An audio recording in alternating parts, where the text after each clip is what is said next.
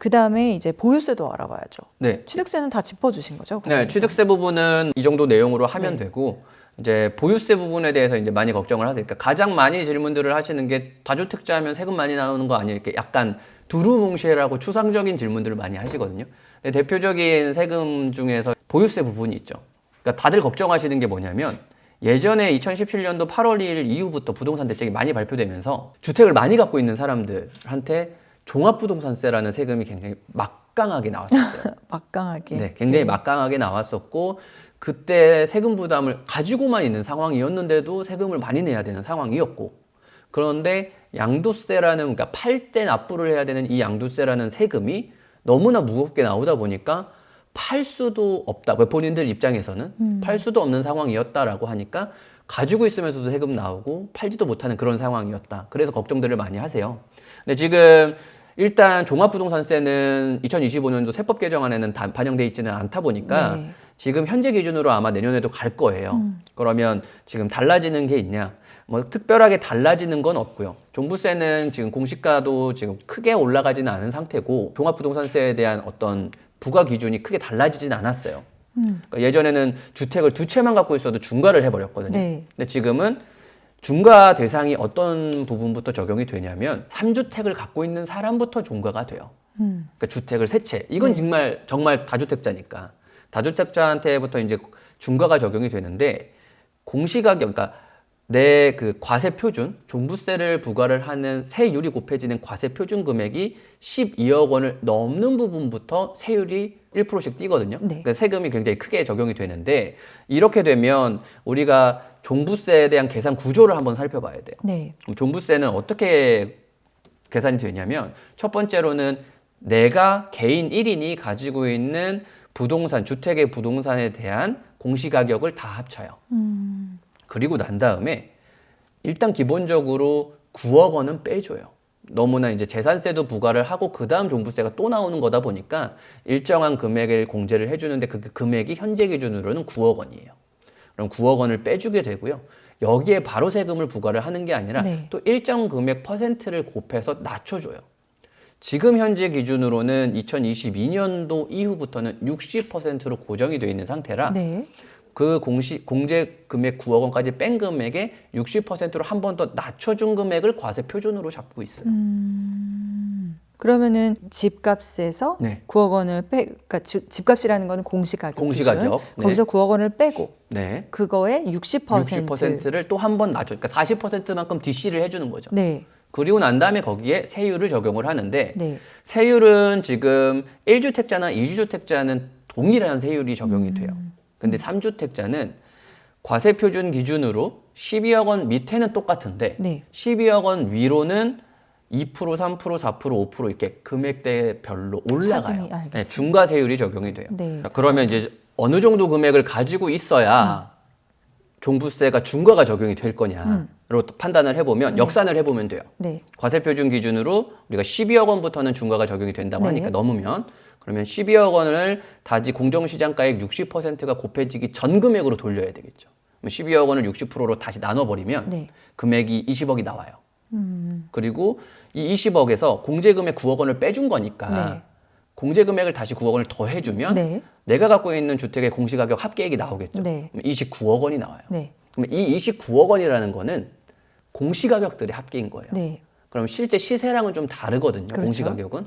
그러면 이 29억 원을 실제 시세 정도로 환산을 한번 해본다라고 하면 보통 일반적으로 주택 같은 경우에는 실제 적용되고 있고 거래가 되는 실거래가 금액 기준으로 한 60% 정도가 공시가격 정도를 반영을 하고 있어요. 그래서 60%로 다시 환산을 해보면 48억 정도가 대략적인 금액이 나와요. 그러니까 내가 보유하고 있는 부동산의 시세 대략적인 합계가 한 50억 정도가 된다라고 네. 하면 종부세 중과가 적용이 될 건 거고 그렇지 않으면 중과 적용이 되는 부분은 없다. 지금과 다르진 않다라고 보시면 되겠죠. 주택에 대한 합계니까 네. 내가 여러 개를 가지고 있는 상황일 때 그런 거고 3주택 이상일 때 적용이 되는 거예요. 이거는 네, 중과는 3주택부터 적용이 되니까. 네. 네.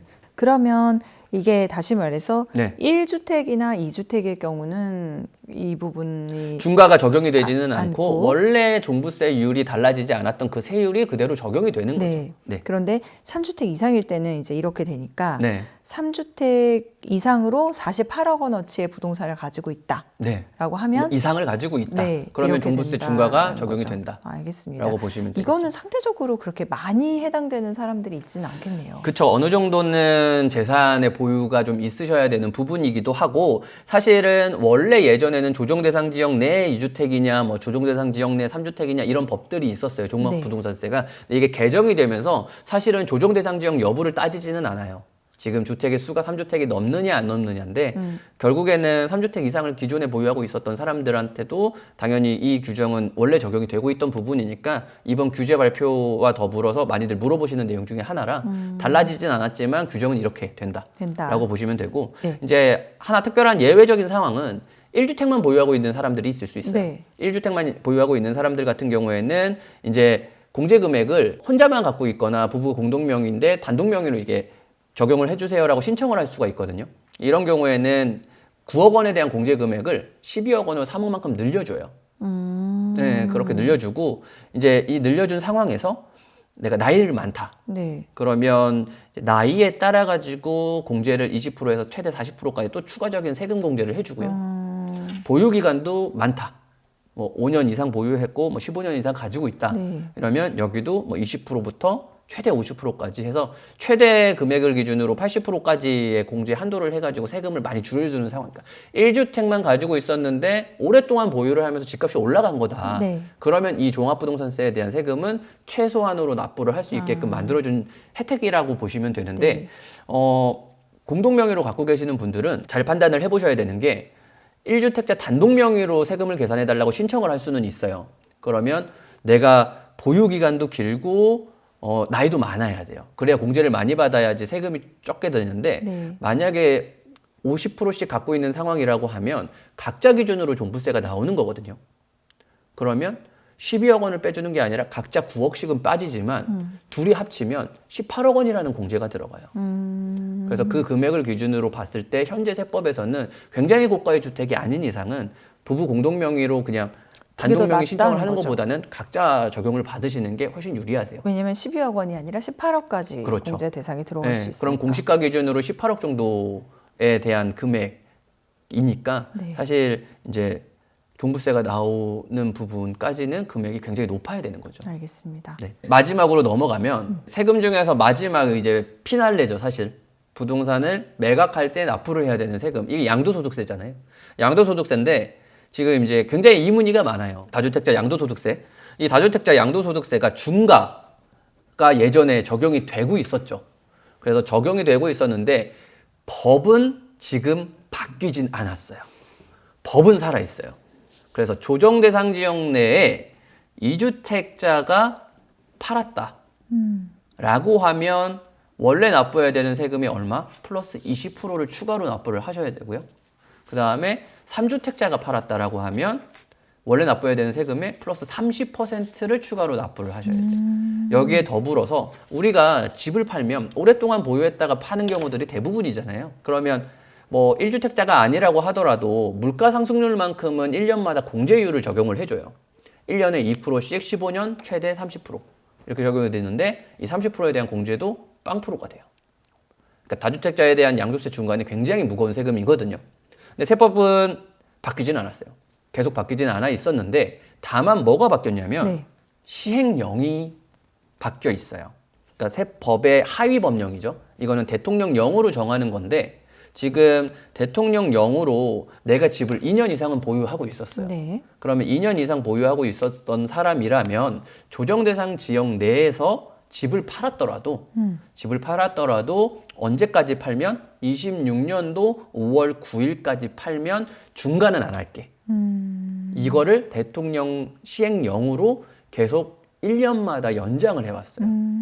근데 지금은 이제 어떻게 보면 기존에 지금 이 시행령이 시작된 거는 이 전 정부부터 만들어졌던 거거든요. 세법 개정이 안 되다 보니까 대통령령으로 유예를 시켜놓은 건데 지금 정부가 바뀌었거든요. 네. 그러면 지금 안 그래도 주택 시장이 좀 과열된 양상을 띠고 있고 결국에는 세법 개정안에 25년도에 다주택자 중과는 들어있지 않고 그러면 남은 방법은 내년 연초에 발표되는 대통령 시행령에서 유예가 1년 더 연장이 되는 것만 바라볼 수밖에 없어요. 그렇죠. 근데 개인적인 생각으로는 지금 상황에서는 어떤 세금에 대한 기조를 사실 시행령에서 이걸 빼버리기만 하면 되는 상황이기 때문에 다주택자 중과가 적용되기가 좀 쉽지 않지 않을까. 네, 유예가. 그런 생각을 좀 갖고 있어요. 중과가 적용되는 게 쉽지 않지 않은 중과 게 아니라 유예하는 중개 거를 유예가- 1년 더 연장하는 게 쉽지 않지 않을까. 그러면 이제 1년 더 네. 연장이 안 돼서 유예가 철회되면 철회되면. 그러면 어떤 일이 생기는 거예요? 그러면 이제 밑에 보시는 것처럼 양도세 금액들이 굉장히 달라집니다. 예를 들어서 네. 내가 5억 원에 취득을 했던 네. 주택이에요. 네. 아파트고 1주택자가 아니라는 가정하에 그 다음에 매도를 하도 오래 보유를 했으니까 이제 10억만큼 올라서 15억에 판다. 그럼 시세 차익은 15억이 되겠죠. 그렇죠. 그리고 보유도 15년이라는 이제 장기간을 보유를 했어요. 네. 그러니까 지금 팔았다. 지금 만약에 이제 중과가 유예되고 있는 상황에서 판다라고 하면 조정 대상 지역 내에 있는 주택이라고 하더라도 네. 일반 양도세율만 적용이 돼요.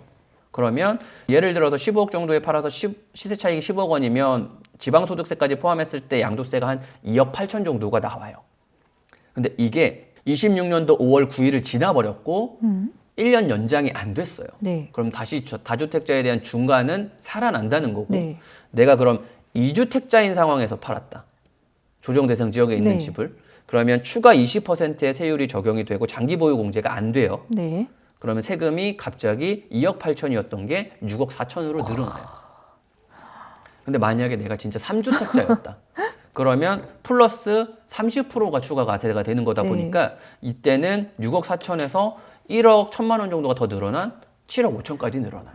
3주택자였다라고 하면 또 이만큼 훨씬 늘어나니까 사실 시세 차익은 10억을 받다 내가 실질적으로. 근데 여기에 세금이 이만큼 적용되면 사실 팔고자 하시는 분은 많지 않을 걸로 보여져요. 그렇죠. 그럼 다주택자들 경우에는 네. 2026년 5월 9일까지 뭘 어떻게 해야 돼요? 지금? 그러니까 원칙적으로는 유예가 되냐 안 되냐는 사실 제가 판단드릴 수도 없는 부분이고 내년 연초에 시행령에 이게 포함이 되냐 안 되냐를 봐야 되는 상황인데 네. 안 되는 것까지를 고려를 한다면 네. 26년도 5월 9일까지 매각 생각이 있다라고 했을 때는 네. 5월 9일까지는 전에. 잔금 처리가 일어나야 양도세 중과가 적용이 안 되는. 그나마 세금을 좀 덜 낼 네, 수가 있다. 맞아요. 안 그러면은 거의 뭐 4억 원에 가까운 세금을 더 내야 네. 되는 상황이 생긴다. 근데 이제 지금 조금 시기적으로 좀 어려운 상황은 토지거래 허가라는 구역도 같이 지정이 됐단 말이에요. 맞아요. 그럼 토지거래 허가라는 지역이 지정이 됐을 때 주택을 취득하는 사람의 대표적인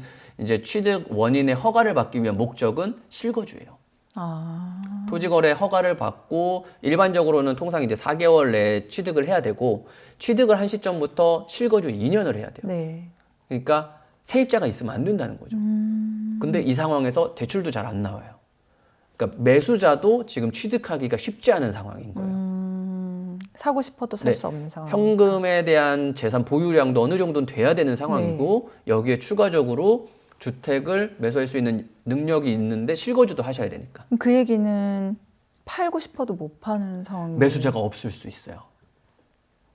그래서 지금은 뭐 아직은 10월 정도 말일쯤이다 보니까 기간이 뭐 있기는 하지만 내년이 돼서 예를 들어 시행령 유예가 안 돼 버렸다라는 가정이 돼 버리면 아마 이제 매각하고자 하는 생각이 있으신 분들은 어떻게 해서든지 26년도 5월 9일 전까지 계약을 그러니까 잔금을 완료시키기 위한 준비를 하셔야 돼요. 아, 근데 어떻게 해요? 매수자가 없는데? 그렇죠. 네. 그럼 진짜 그 상황에는 어쩔 수 없이 이제 세금이 이제 가지고 가시고 아니면 아주 저렴하게 또 내놓거나. 뭐 그렇게 하시거나 근데 뭐 이제 당장에 보유를 하고 있는 상황이다라고 했을 때 모든 분들이 종부세가 중과되는 상황은 아니라고 말씀을 네, 드렸잖아요. 네. 그러니까 보유를 하고 있는 상황에서 엄청난 부담을 느끼는 단계는 아니에요. 근데 이게 이제 좀 과열 양상이 더 간다라고 하면 과거의 세법에 대한 추이들을 봤을 때는 결국엔 보유세 부분에서도 중과 부분이 적용이 됐다 보니까 가지고 있는 상황에서도 세금 부담이 늘어날 수도 있는 상황이 올 수도 있다.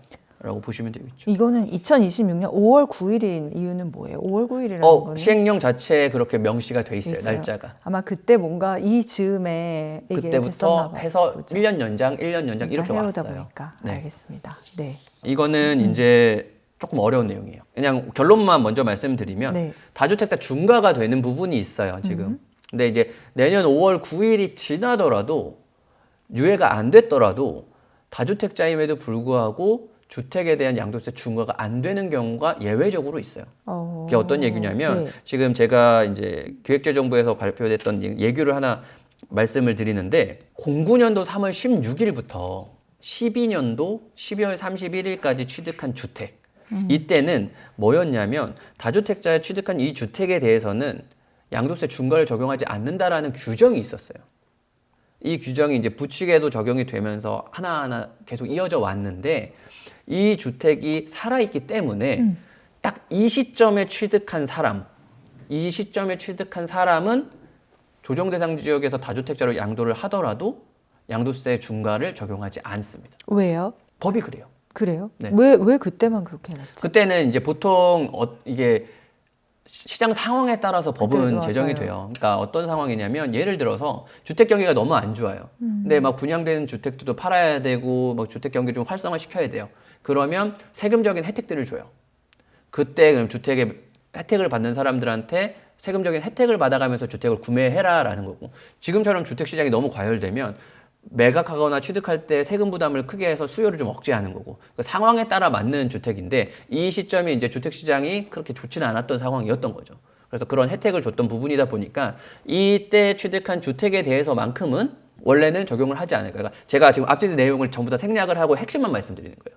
그래서 그냥 간단하게 생각하면 09년도부터 내가 12년도 말까지 취득한 주택을 갖고 있었다라고 하면 일단은 이거는 중과 대상이 아니다라고 판단하시면 돼요. 예외적으로? 네, 예외적으로. 그러면 이때 취득일자가 이렇게 되면은 걱정이 없네요. 일단은 그렇죠. 지금 상황에서는. 이제까지 다주택자 얘기를 많이 해봤는데 네. 1세대 그야말로 1주택 이거는 네, 뭐 집이 없는 사람이 네. 집을 취득하는 경우. 네. 그럴 경우는 어떻게 되는 거예요? 이때도 영향을 좀 주는 상황이 많이 발생을 합니다. 그러니까 지금 이제 2017년도에 8월 2일 날 파리 부동산 대책이 발표가 됐고요. 이 8월 2일 부동산 대책이 발표되면서 이제 8월 3일부터는 규정이 하나 생겼어요. 그러니까 내가 집이 없는 사람이 집을 한 채를 사면 1주택자잖아요. 네. 내가 이 집을 갖고 있다가 팔고 이사를 가요.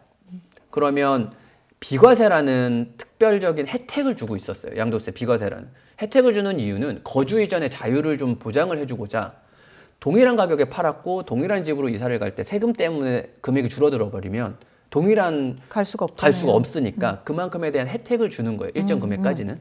그래서 지금은 매각 금액에 대한 12억까지는 비과세가 되고 12억을 넘는 부분에 대해서는 12억만큼에 대한 비율만큼을 비과세로 해주고 있죠. 근데 원래는 2년만 가지고 있었으면 비과세가 됐어요. 거주를 하지 않아도 실제 내가 살지 않아도. 네. 근데 2017년도 8월 3일 이후부터는 내가 집을 사는 지역이 조정 대상 지역이고 이 지역에 있는 집을 샀다라고 하면 네. 이때는 실제 2년 이상의 거주도 해야만 비과세가 적용돼요. 이게 실거주 의무였죠? 네, 실거주 의무예요. 토지거래 허가랑은 별개의 다른 부분이라고 보시면 되는데 이 2년 이상의 거주를 하셔야 되거든요. 근데 지금 10월 15일 날 발표가 되기 전이었다라고 하면 강남 3구랑 용산만 실거주를 하면 됐어요. 네. 예를 들어 내가 노원구에 있는 집을 샀다. 그럼 보유 2년만 했어도 비과세는 받을 수 있어요. 안 살아도. 거주를 안 했어도. 근데 지금은 대부분의 지역이 지금 조정 대상 지역이 지정이 돼버렸기 때문에 이 지역들에서 만약에 1주택자, 내가 취득을 하면서 1주택자가 된다 하더라도 실거주 2년은 반드시 채워야 돼요. 근데 어떻게 보면 할 수밖에 없는 상황인 게 토지거래 허가도 지정이 돼버렸거든요. 실거주를 2년을 안 해버리면 허가가 안 나와요. 그러니까 반드시 실거주를 하는 사람만 허가도 받을 수 있고 비과세도 적용을 받을 수 있죠. 실거주는 그냥 당연한 전제가 되고 당연한 전제가 지금 약간 디폴트 값처럼 그 적용이 얘기는 돼버린 거죠. 결국에는 집을 투기 수요를 억제하고 네, 실제 그렇죠. 거주의 목적을 가져라 하게 하는 거다. 네. 라는 쪽으로 보시면 될 것 같아요. 그러면 이제 조정 대상 지역만 지정이 됐느냐? 그렇지는 않죠. 지금 조정 대상 지역뿐만 아니라 토지 거래 허가도 묶여버렸어요. 서울만 기준으로 했으면 지금 전 지역이 좀 똑같이 적용이 됐는데 토지거래 허가다라고 했을 때 일단은 첫 번째가 이슈가 내가 주택을 매수를 하려고 하면 실거주가 아니면 이제는 못 취득하죠. 그러면 많은 분들이 증여를 고민을 하세요. 세금을 떠나서 일단 증여를 해주려고도 고민을 하시는데 증여를 할 때 일반적으로 이제 순수하게 100%를 세금을 증여세를 내면서 이제 증여를 하는 방법도 있지만 세입자가 있는 집을 전세 세입자를 끼고 보증금을 끼고 채무까지 같이 넘기는 부담부 증여라는 것도 활용을 하는 경우들도 네, 많아요. 네. 그러면 부담부 증여라는 건 결국에는 핵심은 증여기는 해요. 부담을 짊어지고 넘겨주는 증여다라고 해서 부담부 증여라고 하거든요. 이 부담부 증여도 증여긴 한데 네. 세법에서는 세입자의 보증금을 나중에 증여를 받는 자가 갚아줘야 되잖아요. 그렇죠. 이거를 유상거래로 봐요. 돈을 준 거나 똑같다. 빚을 내가 대신 갚아주는 거니까. 네. 그러면 이 부분은 유상거래고 보증금을 제외한 나머지 집값에 대한 것만 순수한 증여다. 이렇게 보고 있어요. 세법에서는. 그러다 보니까 그런 부담부 증여에서 세입자가 있는 보증금 또는 주택담보대출을 받아서 취득한 담보대출금들은 유상거래인 거예요. 그럼 토지거래 허가구역에서는 유상거래는 허가를 받아야 돼요. 그래서 부담부 증여가 실질적으로 불가능해졌어요. 그러면 이제까지는 어떤 세금을 조금이라도 절약할 수 있는 증여의 수단으로서 부담부 증여가 유효했다면 네. 이제부터는 그거가 선택지가 아니라는 얘기예요. 그렇죠. 그러니까 부담부 증여를 활용하는 부분에서 이제 여러 가지 케이스마다 세금은 달라질 수 있지만 대표적으로 이제 이 부분을 좀 활용하는 이유가 지금 당장 자녀가 증여세로 납부하고자 하는 세금 부분이 좀 부담이 되는 거예요. 네. 그러면 상대적으로 여력이 있는 재산적으로 여력이 있는 이제 증여해 주시는 부모님이 양도세 부분으로 세금을 내주시고 실제로 공짜로 순수하게 증여로만 가져가는 금액은 줄어드니까 증여세를 넘기 대신 그 부동산에 대한 소유권은 100%가 넘어가게 되잖아요. 그렇죠. 그런 방법 때문에 부담부 증여를 많이 활용을 했거든요. 근데 지금은 토지거래 허가를 득해야 되는 상황이고 토지거래 허가를 득하려면 실거주를 해야만 하니까 실거주를 하려면 세입자가 있으면 안 되는 거예요. 네. 그래서 부담부 증여가 현실적으로 지금 불가능해졌다. 네. 라고 보시면 될 것 같습니다. 예를 들어서 지금 주택 아파트라고 보면 시가 20억 원짜리고 여기에는 세입자가 보증금으로 10억 원의 전세 보증금을 내고 살고 있어요. 그러면 이 전세 보증금 이 10억 원을 나중에 자녀한테 너가 갚아라. 너가 세입자 나갈 때 나중에 줘라 하면서 주면 자녀 입장에서는 20억 원짜리의 아파트를 받았지만 실제 순수하게 무상으로 받은 부분은 10억밖에 안 되죠. 그렇죠. 그리고 10억은 나중에 대신 상환을 해줘야 되는 거니까. 그럼 나중에 상환을 대신 해주는 그 빚을 대신 갚아주는 것도 유상거래로 보는 거예요. 돈이 오가는 거래로 보는 거예요. 어차피 이 사람이 갚아야 될 걸 내가 갚아주는 거니까. 네. 그러니까 이 부분에서 10억만큼은 증여인데 요 세입자의 보증금 10억 원은 유상거래잖아요. 그렇죠. 그럼 유상거래는 아까부터 말씀드렸지만 토지거래 허가 대상인 거예요. 허가를 받아야만 취득을 할 수 있어요. 허가를 받으려면 주택은 실거주를 해야만 해요. 그럼 실거주를 해야 되니까 세입자가 있으면 안 되겠죠. 내보내던가 해야 되는 거죠. 그렇죠. 내보내고 순수하게 증여를 가던가 할 수밖에 없는 상황. 그러려면 10억 원을 다시 그렇죠. 갖다 그러다 줘야지 보니까 되는 현실적으로 부담부 증여는 활용할 수가 없다라고 보셔야 돼요. 네. 자, 저희가 이렇게 해서 이제 말씀하신 것처럼 그 세법상에는 어떤 변화가 없었지만은 토지거래 허가 구역 또 네. 조정 대상 지역의 확대로 인해서 일어나는 그 여파가 더 범위가 커졌기 때문에 예전에는 그런 쪽에 별로 관심을 안 두셨던 분들도 앞으로는 이제 관심을 가져야만 하는 그런 상황이 됐다고 말씀을 해주셨고요. 그래서 세무사님은 더 바빠지실 것 같지만 또 역설적으로 지금 거래 절벽에 와가지고 그렇죠. 사람들이 별로 거래가 일어나지 않기 때문에 상담은 되게 다양한 케이스들이 많이 많다 보니까 상담은 많이 하시는데 네. 실질적으로 움직이기에 세금 부담들 때문에 이제 예전보다 좀 많은 부담들이 되다 보니까 어려워하시는 경우들이 많으세요. 네. 그래도 저희가 한 번 또 각인 효과를 얻은 것 같아요. 늘 부동산 거래에는 세금이 뒤따르고 거기에 있어서는 세금을 잘 알아야 네. 또 뭐 엉뚱하게 가산세 이런 거를 또 맞아가지고 억울한 경우를 피할 수가 있을 테니까요. 네. 네. 앞으로도 또 중요한 대책이 나올 때 저희가 세금과 관련된 부분, 세법상 관련된 이슈들을 꾸준히 짚어보고 가도록 하겠습니다. 다음에 또 뵐 만한 게 예상되는 시점이 있을까요? 이제 벌써 연말 연시예요. 이제 연말쯤 되면 국회에서 세법과 관련된 부분들도 본회의 통과 여부가 결정이 나요. 그리고 이제 연초쯤 되면 이제 그 세법이 통과된 부분에 대해서 시행령이 개정이 되거나 하위 법령들이 이제 나오거든요. 그럼 이제 그런 것들이 종합이 되면 이제 그걸 기준으로 26년도의 법은 그걸로 이제 확정이 돼서 진행이 될 거니까 네. 그쯤 돼가지고 한번 또 뭐 뵐 기회가. 내용을 한번 전달드리면 좋지 않을까 생각을 네, 합니다. 꼭 저희가 놓치지 않게 도와주시기 바랍니다. 네. 세금은 잘 챙겨보도록 하겠습니다. 네. 네, 오늘 감사드리고요. 저희 또 다음에 좋은 컨텐츠로 찾아뵙도록 하겠습니다. 고맙습니다. 네, 감사합니다.